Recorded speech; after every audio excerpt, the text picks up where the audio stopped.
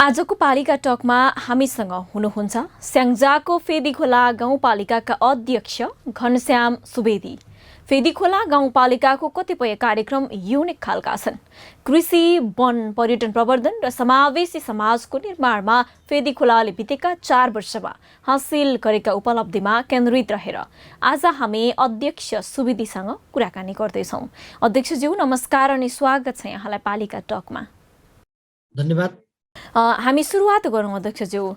फेदीखोला गाउँपालिकाले बाँझो जमिन खोस्रिएर खेतीपाती गर्नेलाई प्रोत्साहन रकम उपलब्ध गराउने नीति लागू गरेको थियो। पालिकाको यो नीतिपछि कति किसानले बाँझो जमिन खोस्रिएर खेती गर्नुभयो?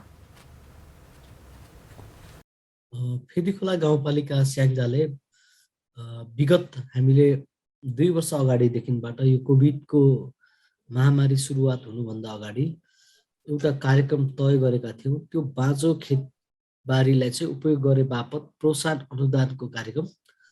त्यस अन्तर्गत यो आन्तरिक हामीले उत्पादनलाई वृद्धि गर्ने र आयातलाई पनि प्रतिस्थापन गर्ने मुख्य एउटा लक्ष्य थियो भने विगत 2 वर्षदेखि 15 वर्षसम्म बाँझो रहेको खेतबारीलाई स्वयं आफ्नै व्यक्तिको लालपूर्जाभित्रको जग्गा छ भने उहाँ प्रतिरोपनी बराबर हामीले 2000 रुपियाँ चाहिँ त्यो विभिन्न चरणबद्ध हिसाबले हाम्रो एउटा अनुगमन समिति थियो, त्यो एउटा कार्यविधि नै तयार गरेर त्यसको आधारमा चाहिँ हामीले वितरण गर्ने गर्थ्यौँ। र यदि जो व्यक्तिको आफ्नो जग्गै छैन, उसैले भाडामा लिएर कमाउन चाहन्छ भने उसको हकमा चाहिँ हामीले 2500 रुपियाँ दिएका थियौँ। र त्यसरी हामीले पहिलो वर्ष चाहिँ हामीले तपाईँको 1370 रोपनी जग्गामा चाहिँ हाम्रो खेती भयो। त्यसले धन्य 6.5 करोड भन्दा बराबरको चाहिँ खाद्यान्न वृद्धि भयो। त्यसमा 334 जना किसानहरू आबद्ध हुनुभयो भने अहिले यो वर्षको पछिल्लो हाम्रो 77-78मा पनि सबै गर्दाखेरि 574 रोपनी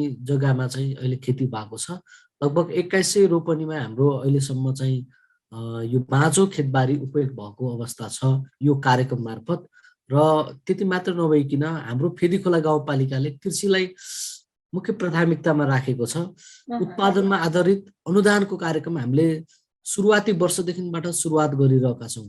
किसानलाई आफ्नो उत्पादन 5 वटा सहकारीहरूमा सङ्कलन गर्ने एउटा केन्द्रहरू तोकेका छौँ। कृषि उपज सङ्कलन केन्द्रहरूमा किसानले आफ्नो उत्पादित वस्तु लगेर जम्मा गर्ने र प्रति उत्पादित वस्तुमा चाहिँ तपाईँको प्रति केजी बराबरको चाहिँ हामीले 15 रुपियाँ अनुदान दिने। जस्तै तपाईँको कसैले 1 केजी काउली नै लगेर बेच्छ भने पनि उसको 100 रुपियाँ पर्यो भने त्यसमा 15 रुपियाँ थप नगदै दिएर पठाउने व्यवस्था गरेका छ। यो चाहिँ उत्पादनमा आधारित अनुदान हामी 15% दिन्छौँ भने त्यसपछि न्यूनतम समर्थन मूल्य पनि हामीले तोकिदिएका छौँ। कृषिजन्य उत्पादन 25 वटा वस्तुहरूमा चाहिँ पालिकाले न्यूनतम समर्थन मूल्य तोकिदिएको छ। र पालिकाले हामीले एउटा सहकारीसँगको साझेदारीबाट एउटा कृषि एम्बुलेन्स हामीले खरिद गरेका छौँ। कृषि एम्बुलेन्सले चाहिँ किसानको घर दैलोबाट किसानका उत्पादित कृषिजन्य उत्पादनहरूलाई सङ्कलन केन्द्रसम्म ल्याउने अनि त्यसलाई बिक्री गरिदिने कुराको पनि हामीले ग्यारेन्टी गरिरहेका छौँ। जस्तो कि बजारीकरणमा पनि यहाँहरूले पहल गरिदिनुहुन्छ? हजुर, बजार व्यवस्थापनको पहल पनि हामीले गरिरहेका छौँ। र प्रत्येक वर्ष हाम्रो फेदीखोला गाउँपालिकाले तरकारीजन्य वस्तुको चाहिँ निर्यात हामी 10.5 करोड भन्दा बढीको यो पालिकाले गर्छ भने यो पोल्ट्री व्यवसायहरूमा मासुको निर्यात चाहिँ हामीले यो गाउँपालिकाबाट 18.5 करोड भन्दा बढीको चाहिँ हामीले निर्यात। जस्तो यो तपाईँहरूको यो पालिकाको यो नीति लिएपछि चाहिँ यहाँहरूले जस्तो कि यो नीतिलाई अगाडि बढाउनु भयो, त्यो पछि चाहिँ राम्रो प्रभाव परेको पाउनुभयो यहाँहरूले? हजुर, एकदम किसानहरू उत्साहित हुनुहुन्छ। उहाँहरूलाई चाहिँ लगानी मैत्रीपूर्ण वातावरण बनिरहेको छ। युवाहरूलाई उद्यम गर्न चाहनेलाई हामीले बिना ब्याज बिना धितो 5 लाख रुपियाँसम्म सफ्ट लोनहरू दिन्छौँ उहाँहरूलाई। त्यो चाहिँ जिरो ब्याजमा चाहिँ त्यो लोन प्रवाह गर्छौँ। यसरी धन्य हामीले 2.5 करोड भन्दा बढीको यो लगानी गरिरहेका छौँ। अर्को प्रसङ्गमा जाउँ अध्यक्षज्यू। मजदुरका लागि सुरु गरिएको सञ्चय कोष कार्यक्रम कतिको प्रभावकारी भएको छ बताइदिनुहोस् न। यो एकदम प्रभावकारी भइरहेको छ। अहिले यसमा 534 जना मजदुरहरू आबद्ध हुनुहुन्छ। उहाँले वर्षभरिमा सार्वजनिक निर्माणमा प्रयोगमा भएका र सूचीकृत भएका मजदुरहरूले हाम्रो तोकेको एउटा कमर्सियल ब्याङ्क छ र त्यो ब्याङ्कमा उहाँसँग मजदुर सञ्चित खाता छ। त्यो खातामा चाहिँ उहाँहरूको जुनसुकै काम गरे पनि चेक सिस्टमबाट हामीले भुक्तानी दिने गर्छौँ र त्यो भुक्तानी लिन जाँदाखेरि अलरेडी 15% उहाँहरूको चाहिँ खाताबाट त्यहाँ जम्मा हुन्छ र जति पैसा उहाँहरूको खातामा जम्मा भएको छ त्यति नै पैसा हामीले थप गरिदिन्छौँ र त्यस सँगसँगै त्यसको अलावा हामीले त्यो मजदुरको घर परिवारको स्वास्थ्य बिमा गरिदिन्छौँ। गाउँपालिकाले सेवा प्रवाहमा दिनुपर्ने विभिन्न खालका कार्यक्रमहरूमा पहिलो प्राथमिकता हामी त्यो मजदुर वर्गलाई नै प्राथमिकतामा दिन्छौँ। आज एउटा मजदुरको खातामा तपाईँको 40,000 देखि 50,000सम्म जम्मा भइरहेको छ। उहाँहरूको सोसियल सेक्युरिटीको क्षेत्रमा एकदम राम्रो भइरहेको छ। अहिले यो हामीले फेरि यो समयमा मजदुरहरूलाई सूचीकृतको सूचनाहरू निकालिरहेछौँ। हाम्रो प्रत्येक वार्डमा हाम्रो रोजगार शाखाको साथीहरू पुगेर यो अवेरनेस प्रोग्रामहरू अहिले गरिराख्नु भएको छ। पहिला सुरुमा बुझाउन गाह्रो भएको थियो, अहिले सबैजना चाहिँ वात्त यसमा चाहिँ एकदम चामिङ बढिरहेको छ। धेरै मान्छेको तपाईँको अहिलेबाट सुरु भइसकेपछि कम्तीमा पनि 60 वर्षसम्म उहाँहरूको रेगुलर पैसा जम्मा हुने र बिचमा आवश्यकता पर्दा 5वटा कुराहरूमा मात्र पैसा निकाल्न पाइने एउटा कार्यविधि छ। एउटा सिस्टम ब्याङ्किङ प्रणालीबाट हामीले यो कामलाई चाहिँ अगाडि बढाएको छौँ। यो सबैको आकर्षण र जीवन सुरक्षाको कुरालाई यो पालिकाले बनाएको कार्यक्रम रोल मोडलै छ। यो अन्य पालिकाहरूले पनि हामीले 8-10वटा पालिकालाई हाम्रो कार्यविधि र हाम्रो कार्ययोजना पनि उहाँहरूलाई जानकारी गराएको छौँ। कतिले यसको फलोअप पनि गरिराख्नु भएको छ। अर्को प्रश्नमा जान चाहे, पर्यावरणप्रति बालबालिकालाई सचेत गराउन एक विद्यार्थी एक बिरुवा अभियान अन्तर्गत बाँडिएका बिरुवा हुर्काउँदै छन् कि सुकिसक्यो अध्यक्षज्यू? यो चाहिँ तपाईँको एक विद्यार्थी एक फलफुल बिरुवा भनेर हामीले विद्यार्थीलाई नै घरबाटै उद्यम सिकाउनु पर्यो र वातावरणसँग संरक्षण कसरी हुने आफ्नो विद्यार्थीले लगेको बिरुवालाई घरमै हुर्काउन सक्यो भने त्यसले आफूले चाहिँ तपाईँको सिक्ने काम पनि आफैले गर्छ, आफैले सिक्छ भन्ने मुख्य यसको 2वटा उद्देश्य थियो।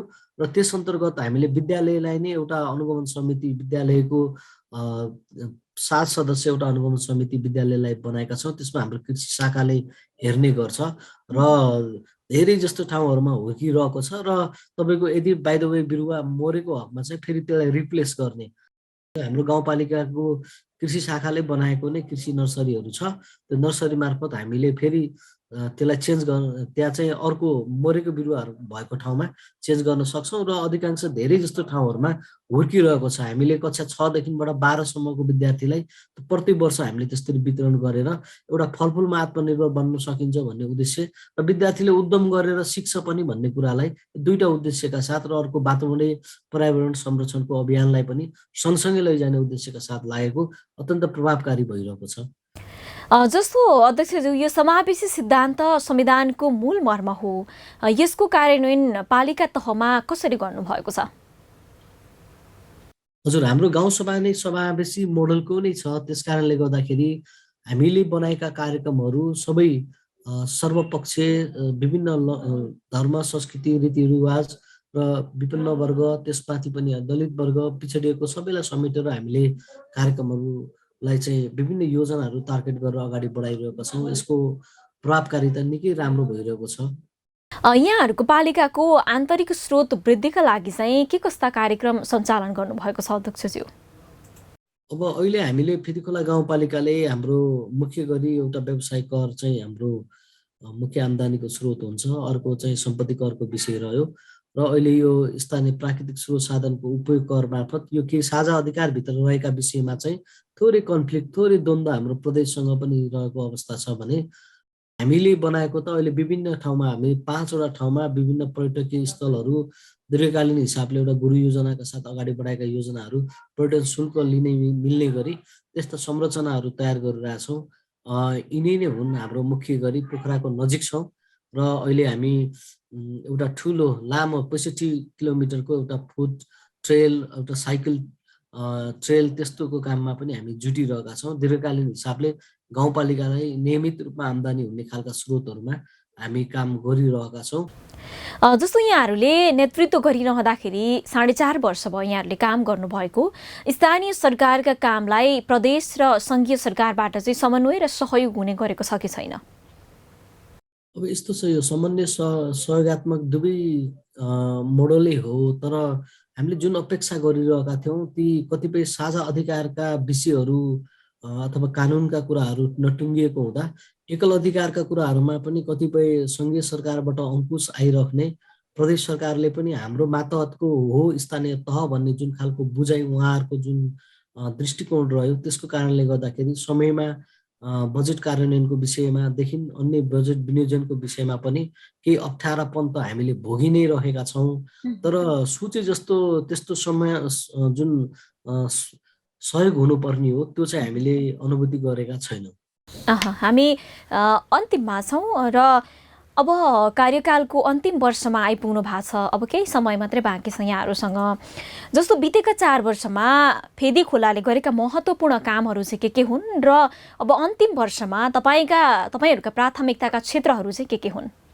सबैभन्दा ठुलो कुरा हामीले हाम्रो पालिकाले शिक्षालाई पहिलो प्राथमिकतामा राख्यो। शिक्षामा चाहिँ हामीले आफ्नो कुल बजेटको 40% विनियोजन गरेका छौँ। सार्वजनिक शिक्षालाई सबलीकरण गर्ने हाम्रो मुख्य उद्देश्य रह्यो। प्रविधिसँग जोड दियौँ, पूर्वाधारसँग जोड दियौँ र शिक्षालाई प्रोत्साहन नीति अवलम्बन गऱ्यौँ। यसले धेरै कुराहरू यहाँ तपाईँको प्राविधिक धारतर्फको पढाइ सुरुवात गरेका छौँ। अब प्रत्येक विद्यालयहरूलाई अलिकति सशक्तिकरण गरेर धेरै विद्यार्थीहरू माइग्रेट भइरहेको विद्यार्थीहरू अथवा यो ठाउँबाट बाहिर जानेलाई रोक्ने काम एउटा गरिरहेका छौँ। आन्तरिक आयमा चाहिँ वृद्धिको कामहरू अगाडि बढिरहेको छ र कृषि उत्पादनमा चाहिँ हामीले निर्यात गरिरहेका छौँ। तपाईँको तरकारीमा हामी 10.5 करोडभन्दा बढीको चाहिँ यो पालिकाले निर्यात गर्छ। मासुजन्य निर्यात चाहिँ हामी 18.5 करोडभन्दा बढीको गर्छौँ। दुग्धमा हामी आत्मनिर्भर भएछौँ। अब हामी 2-3 करोडभन्दा बढीको दुग्धजन्य चाहिँ निर्यात गर्छौँ। यी कुराहरू चाहिँ हाम्रा छन् भने भौतिक पूर्वाधारतर्फ हाम्रो आधारभूत अस्पताल बन्ने क्रममै छ र गाउँपालिकाको प्रशासनिक भवनहरू बनिरहेका छन्, वडा कार्यालयहरू बनिरहेका छन्। वडा कार्यालयको केन्द्रसम्म पुग्ने बाटाहरू पिचको कामहरू अगाडि बढिरहेको छ। एक घर एक धाराको खानेपानीको आयोजनाहरू चाहिँ अगाडि बढिरहेका छ। सम्पन्नको नजिक पुगिरहेको कुराहरू छ। त्यति मात्र नभइकन हाम्रो फेदी खोला गाउँपालिकाले स्वास्थ्यलाई उत्तिकै प्राथमिकता दिइरहेको छ। ज्येष्ठ नागरिक स्वास्थ्य सिआर कार्यक्रम हामी सुरुवाती वर्षको पहिलो कार्यक्रम नै हामीले लन्च गरेको प्रोग्राम हो।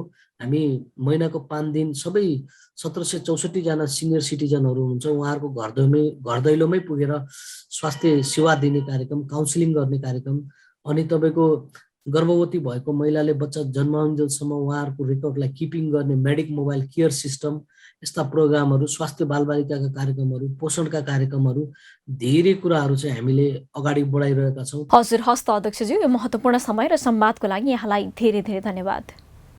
हजुर, महत्त्वपूर्ण समय दिनुभएकोमा धन्यवाद छ हजुरलाई।